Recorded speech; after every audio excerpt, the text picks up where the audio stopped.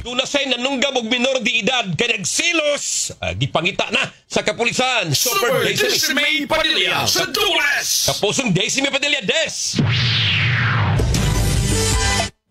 Usa ka 17 anyos nga lalaki ang nalandig sa Tambalanan umano sa Dungaba sa 23 anyos nga suspect nga si alias sa Mineke diha sa Sitio Panagdait, Barangay Ermita, Siya Susubo, alas 9:35 kagabi, Marso 12.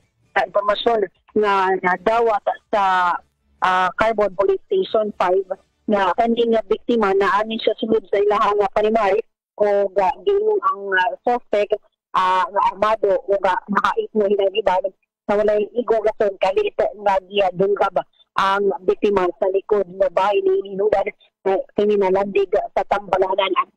Nainabi na to, nakachat na to ang isuon sa biktima.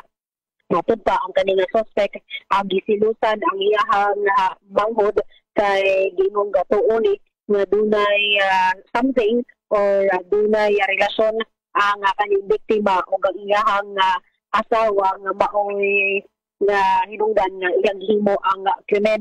Sa pagkakaroon, padayon nga gipangita sa kapulisan ang suspect kay human mahimo ang krimen ni sibati ni gani ang mga pamilya sa biktima nagpost man sa ilahang Facebook nga kung kinsa tong mga dunay impormasyon may tungod ni nga suspect ka 23 anyos nga magpahibaw ayon sa ilaha ini aron matagan ang justisya ang naitabo sa ilahang mangod galing mga tora paday niya nagpaalin sa Tambalanan tungod sa Madulungaban na naangkon ni ini sa likod ng bahin sa lawas sa Tinoy.